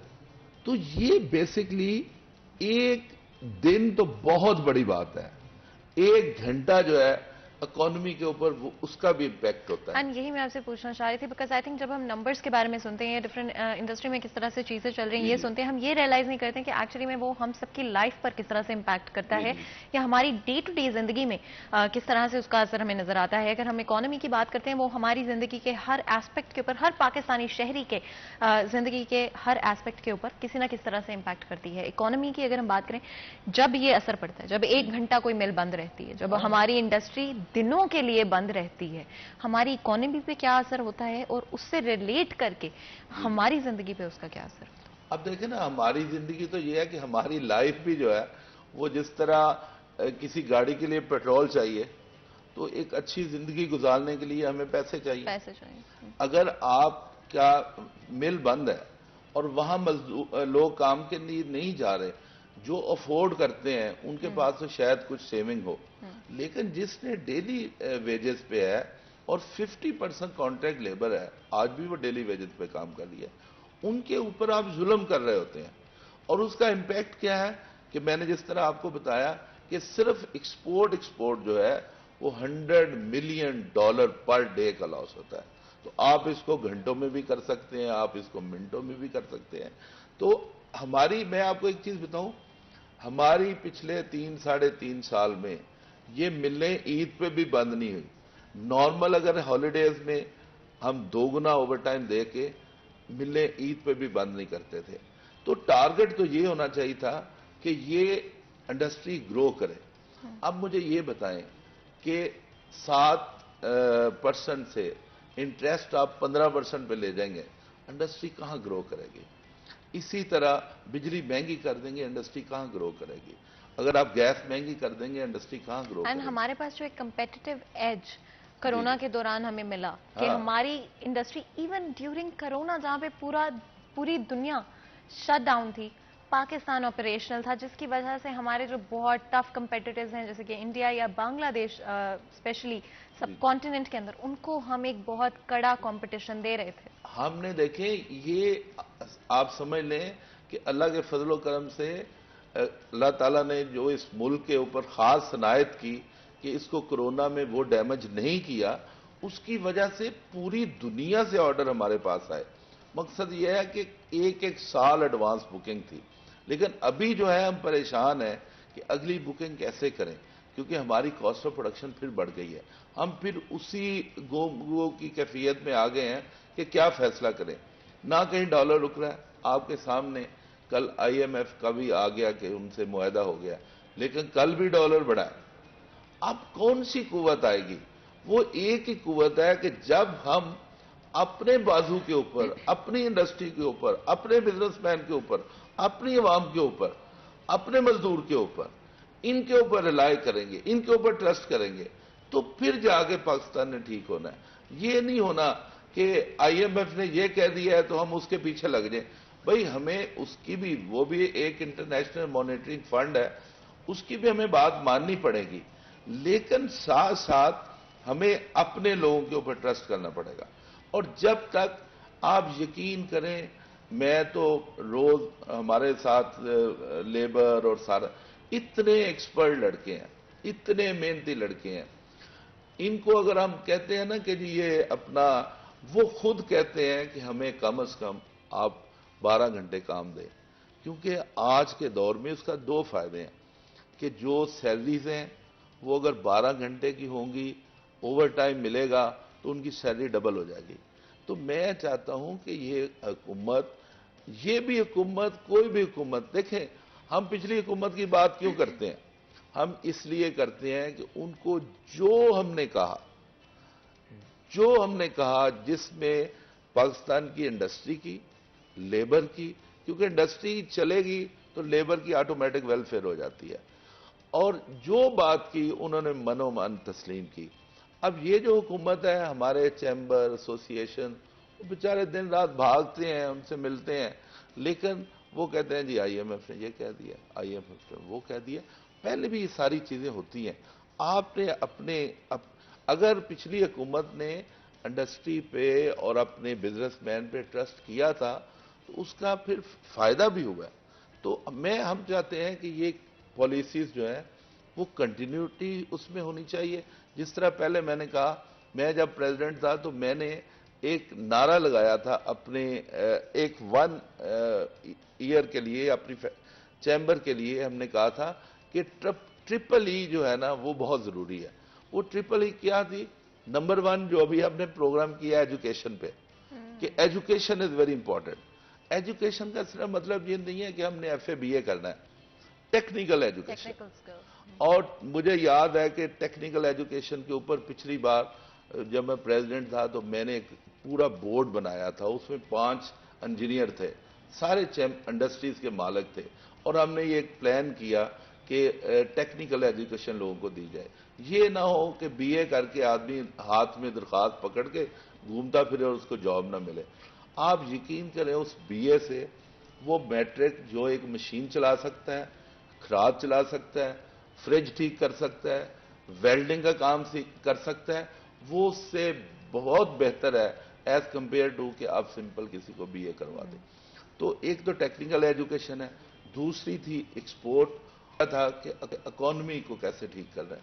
یہ ٹرپل ای کا آج بھی آپ دیکھ لیں, چیمبر میں کسی سے پوچھ لیں, یہ میں نے کہا تھا کہ 3 چیزوں پہ کام کرنا ہے. اللہ کے فضل و کرم سے 3.5 سال پچھلی گورنمنٹ کے ساتھ ہم نے رزاق داؤد صاحب ساتھ بیٹھ کے, بہت مشہور ہوا تھا کہ رزاق داؤد صاحب نے جی چائنا کو ناراض کر دیا. او بھائی کسی کو نہیں پتا اصل کہانی کیا تھی. میں ان کے ساتھ 3.5 سال ہم نے کام کیا. اس سے پہلے کہ ہم اپنی آڈینس کو بتائیں کہ آخر کس طرح سے اور کیوں چائنا کو ناراض کیا تھا, یا اصل کہانی کیا تھی اس واقعے کے پیچھے, ہم ایک بریک لے لیتے ہیں. تو تھوڑا سا سسپینس کریٹ کرتے ہیں, بریک لیتے ہیں, کہیں مت جائے گا, ہمارے ساتھ رہے گا.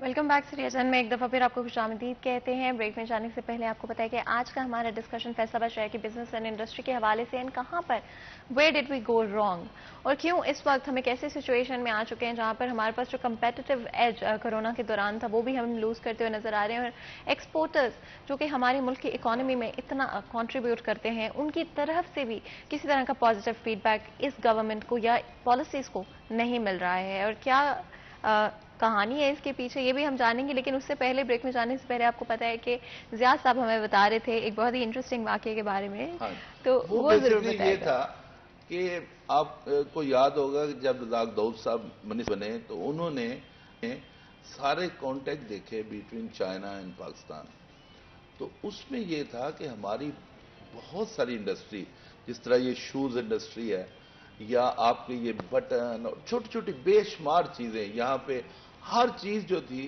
وہ امپورٹ فری تھی. ہر چیز آپ چائنا سے بغیر ڈیوٹی کے امپورٹ کر سکتے تھے.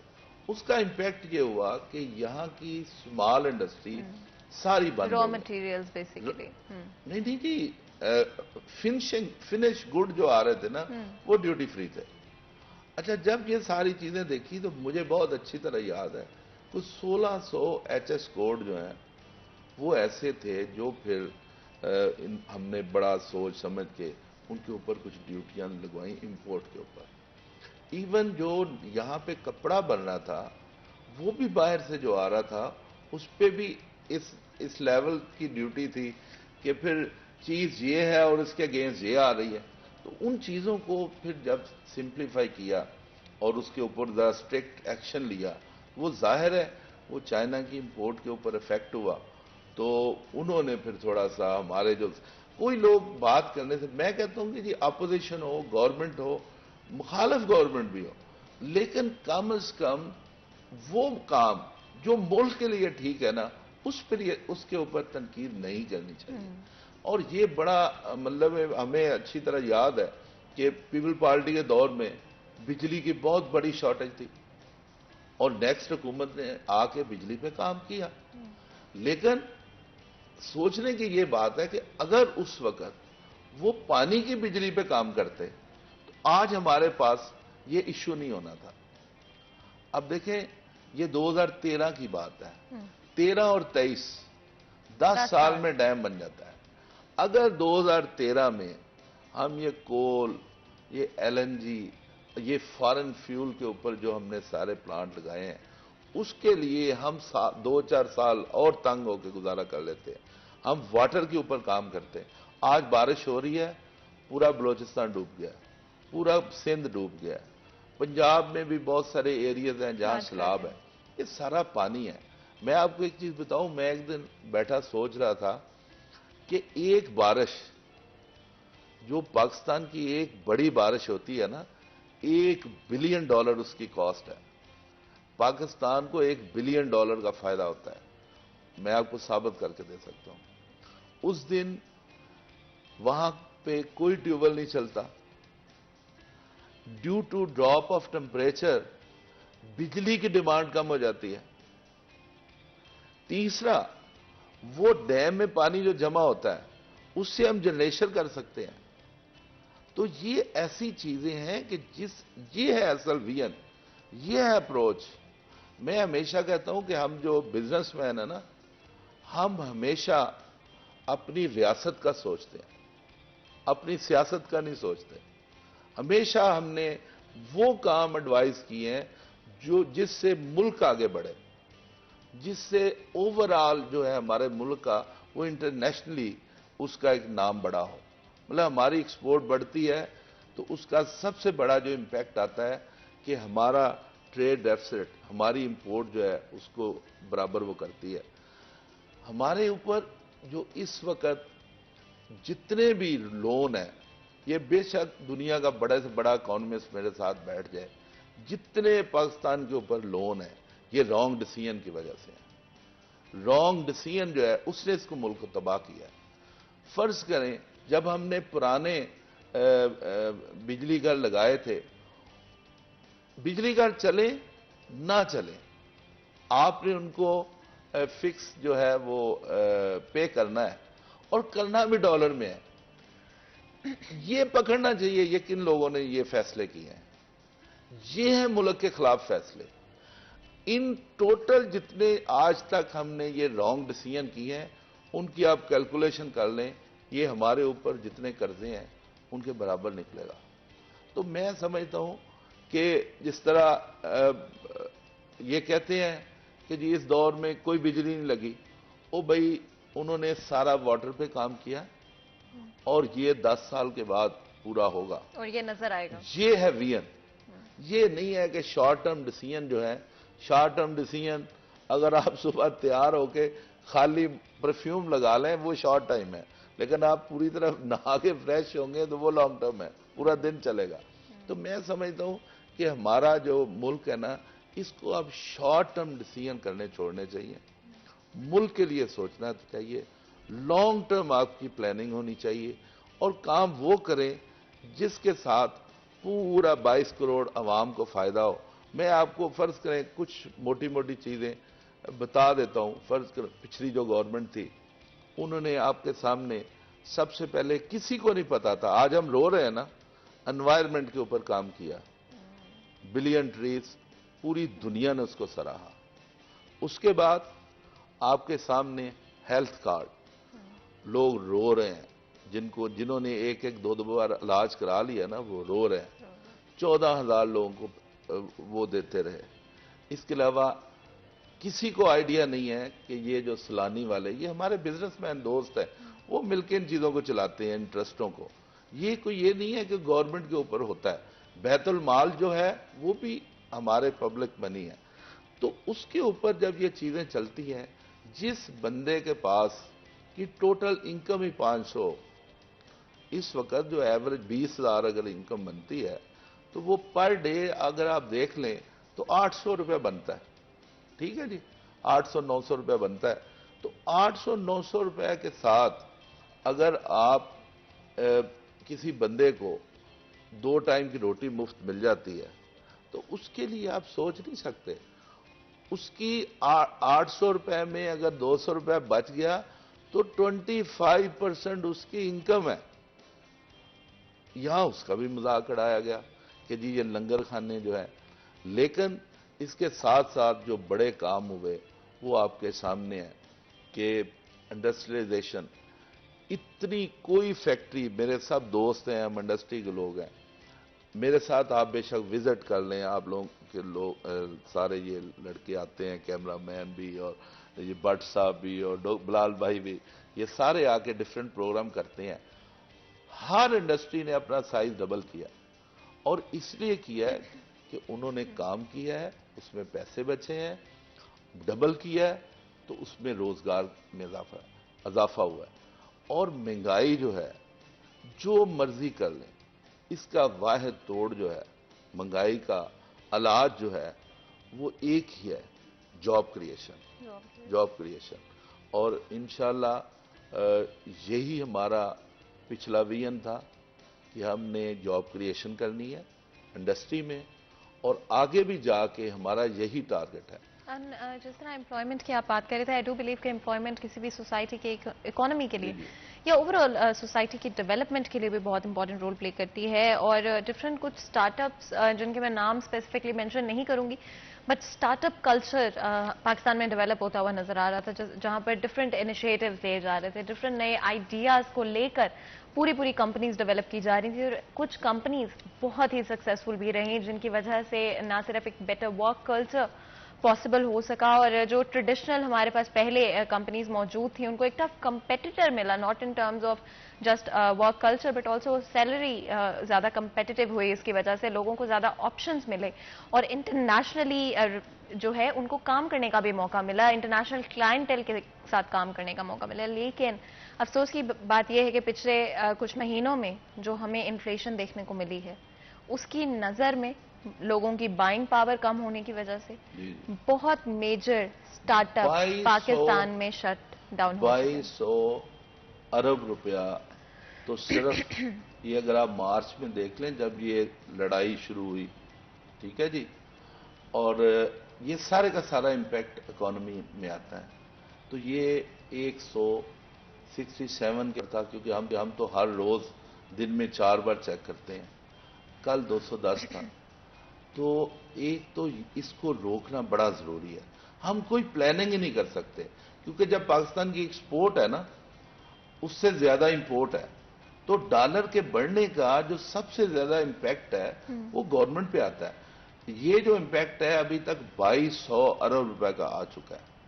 تو ہمیں تو بالکل سمجھ نہیں آتی کہ یہ اب اگر آپ بجٹ کو دیکھ لیں، ابھی ریسنٹلی بجٹ گزرا ہے، تو جتنا انہوں نے 7,000 ارب روپے جو ہے وہ اکٹھے کرنے ہیں، وہ صرف 4 ہیڈ میں پورے ہو جاتے ہیں. اینڈ یہی میں آپ سے پوچھنا چاہوں گی اسپیشلی بجٹ کے حوالے سے، ایون تو ہمارے شو میں کافی دفعہ ڈسکس ہو چکا ہے، لیکن جب بریک سے واپس آئیں گے تو بات کریں گے کہ اس بجٹ میں کہاں پر چیزوں کو بہتر ہونا چاہیے تو کہاں پر بہتر نہیں ہے. تو یہاں پر بریک لیتے ہیں، کہیں مت جائے گا، ہمارے ساتھ رہے گا.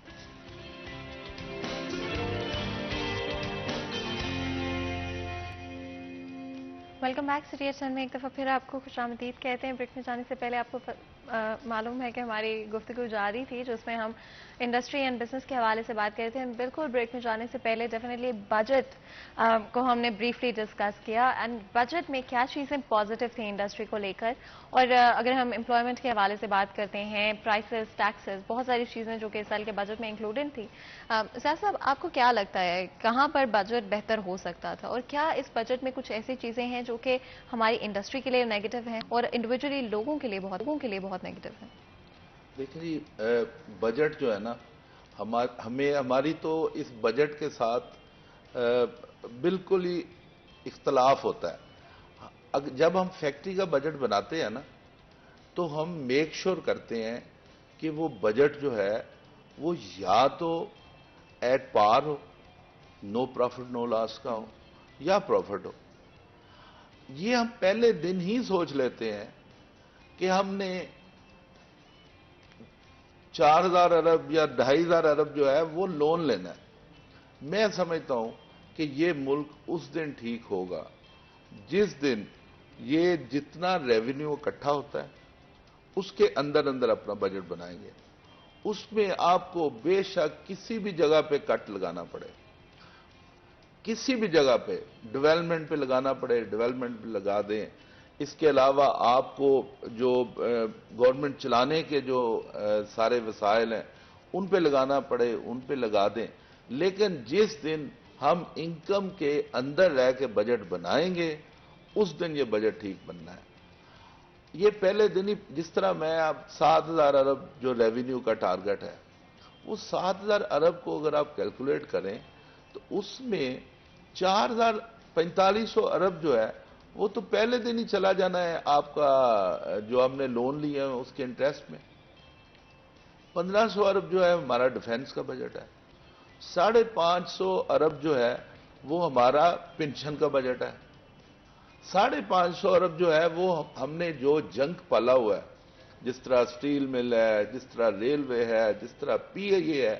مجھے آپ یہ کبھی سمجھ اس بات کی نہیں آتی، ایک ریڑی والا جو ہے نا وہ بھی شام کو پروفٹ میں ہوتا ہے اور پی اے اے لاس میں ہے. ایک چنچی جو چلاتا ہے وہ بھی شام کو پروفٹ لے کے جاتا ہے، ہماری ریلوے خسارے میں. یہ کرے نا کسی پرائیویٹ بندے کے حوالے، دیکھیں یہ کیسے نہیں سیدھے ہوتے. پرابلم یہ ہے کہ ہر جگہ پہ چوری ہوتی ہے. ہماری ڈسٹریبیوشن کمپنی ہے، ٹھیک ہے، لاس میں ہے جی.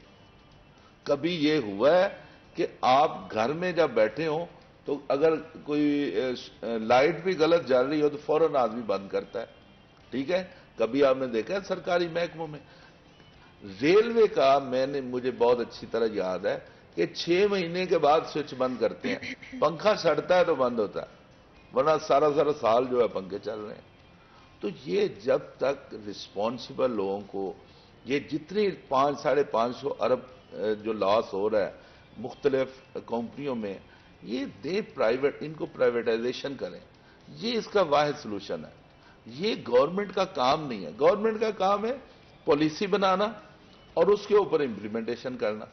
تو میں سمجھتا ہوں کہ سب سے پہلے تو جتنی آپ کی ڈفرینٹ کمپنیوں کے لاسز ہیں ان لاسز کے ایکولنٹ آپ کی پوری پارلیمنٹ چل سکتی ہے.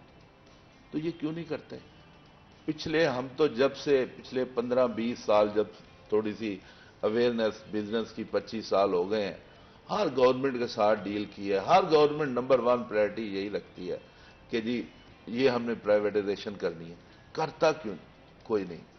یہ ہے سب سے بڑی ول نہیں ہے ملک کو آگے لے جانے کی. اگر ول ہو، اگر یہ بندہ ٹھان لے کہ میں نے اس کو آگے لے جانا ہے، یہ ہو نہیں سکتا. یہ آگے نہ فرض کریں فیکٹری ہے، وہ ہر صورت میں ہم نے سال میں کوشش کرنی ہے کہ یار اس کو پروفیٹیبل رکھنا ہے. تو میں سمجھتا ہوں جی بجٹ میں ابھی دیکھیں جہاں ضرورت ہے दुनिया में 5% से नीचे हेल्थ और एजुकेशन का बजट नहीं होता, ठीक है। अगर टोटल बजट जो है वो अगर आप देखें तो उसका 5% जो है वो 500 अपना तकरीबन अरब के करीब बनता है, ठीक है। तो वो लगाने की बजाय हमारा हेल्थ बजट जो है वो 19 बिलियन है। अब कहां 19 बिलियन और कहां 500 बिलियन। ये देखें, जो कार्ड हेल्थ कार्ड था उसकी पता है आपको क्या वर्थ थी? 10 लाख की इंश्योरेंस थी पर पर्सन, पर फैमिली। और अगर आप उसको, मुझे जो उस वक्त हमें फिगर बताई गई थी वो 450 अरब था। दैट वाज इक्वल टू 5%, ठीक है। तो ये वो चीजें हैं जिसकी वजह से ये मुल्क जो है जहां जरूरत, इसी तरह एजुकेशन वाले, हायर एजुकेशन वाले, मैं उस दिन डॉन में पढ़ रहा था, वो रो रहे थे कि जी हमारा बजट कम हो गया। तो आपने जो शुरू में बात की थी कि यहां पे जो प्रोग्राम आपने किया है एजुकेशन का, वो बजट बढ़ाएंगे तो एजुकेशन ठीक होगी, कम होने से तो नहीं ठीक होगी। कि पिछली हुकूमत ने इक्वल एजुकेशन का एक वो काम भी किया, लेकिन आगे बढ़ने के लिए, फर्ज करें मैं अपनी अगर फैक्ट्री की मिसाल दूं तो मेरा जो आईटी का लड़का है वो 2 बार सिलिकॉन वैली गया ट्रेनिंग के लिए, ठीक है। हमें इस वक्त इंडस्ट्रियलाइजेशन के, मैं अगर प्योरली, क्योंकि मेरा सब्जेक्ट ही यही है कि जॉब क्रिएशन करनी है इस मुल्क में, और जॉब क्रिएशन ही महंगाई का इलाज है, जॉब क्रिएशन ही इस मुल्क को, क्योंकि इतने लोग फारग हैं, उसके लिए नंबर 1 इंडस्ट्रियलाइजेशन है, नंबर 2 आईटी है, नंबर 3 कंस्ट्रक्शन है। यही वो 3 चीजें थी जो हम साबका हुकूमत को बताते थे और वो मनोअन इसको तस्लीम करती थी। यही हमारा एक विजन होना चाहिए हर हुकूमत का कि अगर मुल्क को चलाना है, अच्छा इससे होगा क्या। ये नहीं है कि हमने खुद क्रिएट की, ये चाइनीज मॉडल ही यही है। चाइना ने क्या किया था, जो 70 करोड़ लोगों को उन्होंने गुर्बत से निकाला, वो कैसे निकले? पूरा चाइना उन्होंने गिरा के दोबारा बना दिया। अगर आप चाइना जाएं तो हर बिल्डिंग नई है। जब कंस्ट्रक्शन इंडस्ट्री चलती है, 40 इंडस्ट्रीज जो हैं वो उसके साथ रिलेटेड चलती हैं, उसमें सरिया, सीमेंट। आप देखें पाकिस्तान में जो पिछले 3-3.5 साल में इंडस्ट्रियलाइजेशन हुई है, टेक्सटाइल 1 मिलियन तो सिर्फ स्पिंडल है जो पाकिस्तान में आया है। इसके अलावा 6000 पावर लूम नहीं, ऑटोमेटिक लूम है जो पाकिस्तान में आ रही है। लाखों, मैं सिर्फ एक मिल की मिसाल देता हूं, आज मैं देख रहा था उसने इस साल फिर टॉप किया एक्सपोर्ट में। हमारे दोस्त हैं शहजाद साहब, लाहौर में स्टाइल टैक्स वाले, 15,000 स्टिचिंग मशीन उन्होंने और लगा लिया। तो ये है वो मॉडल जिसमें जॉब क्रिएशन होगी, वैल्यू एडेड इंडस्ट्री लगाई जाए ताकि एक्सपोर्ट पाकिस्तान की बढ़े। अब इसका जो बैकअप है, हमने उस पर बात नहीं की, किसी दिन एग्रीकल्चर के ऊपर पूरी बात करेंगे, क्योंकि मेरा एग्रीकल्चर का भी काफी एक्सपीरियंस है। और तो ये हमारी एग्रो बेस्ड इंडस्ट्री है।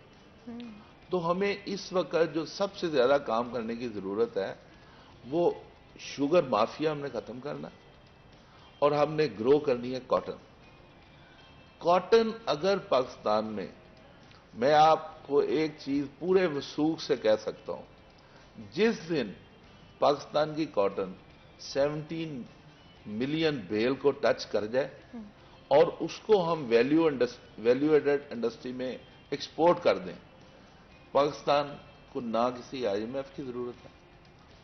पाकिस्तान में इतनी जॉब क्रिएशन हो जाएगी कि पाकिस्तान जो है ना, जी हम जो रोज कभी चाइना से, कभी सऊदी अरब से, कभी हम जो है दुबई से, कभी आईएमएफ से, कभी वर्ल्ड बैंक से, कभी एशियन डेवलपमेंट बैंक से मांग रहे हैं, खुदा के लिए सारे मिलके पाकिस्तान में 17 मिलियन बेल जो है, दिस इज वाइट गोल्ड। ये हमारे मुल्क में जिस तरह हम वीट को कहते हैं ना कि ये गोल्ड है और वो बकायदा टर्न होता है, उसका कलर गोल्ड जैसा है, इसी तरह कॉटन जो है that is white gold. White gold अपने मुल्क में 17 मिलियन बेल को टच कर जाए, इस मुल्क को किसी के आगे हाथ फैलाने की जरूरत नहीं। हमारी ऑडियंस को अगर कोई मैसेज देना चाहे, मैं उनको यही कहूंगा कि मेहनत करें, इस मुल्क में बड़ी जान है। मैं आजकल क्योंकि एक इलेक्शन जो है वो भी लड़ रहा हूं, तो वो मेरा एक अलहदा सब्जेक्ट है, लेकिन मैं जहां भी बताना मैं ये चाह रहा हूं कि मैं जहां भी जाता हूं, आप यकीन करें, मैं उस दिन कुछ लड़कों से मिला, सारे यंग हैं, सारे मेहनती हैं, सारे पढ़े लिखे हैं, सब में विल है आगे बढ़ने की, और आईटी को अडॉप्ट करें। आईटी वो है जिसका रॉ मटेरियल आपका ब्रेन है, ठीक है? तो आईटी को प्रमोट करें। इंडिया जो है आईटी में कितने 100 बिलियन पे पहुंच गया है, तो मेरा ख्याल है कि पढ़ाई करें, आईटी के लिए आप करें। मैं इंशाल्लाह आईटी के ऊपर, मेरी खुद भी आपको पता है 86 में आईटी की एक्सपर्टी है, तो इंशाल्लाह आईटी को आगे बढ़ाना है। इंशाल्लाह। इतना पॉजिटिव मैसेज और बहुत ही अच्छा डिस्कशन आपके साथ, बहुत बहुत शुक्रिया आज हमारे लिए, हमारे शो के लिए वक्त निकालने के लिए। यहाँ पर आज के प्रोग्राम का वक्त खत्म होता है, मुझे इजाजत है, अपना ख्याल रखें, अल्लाह हाफिज।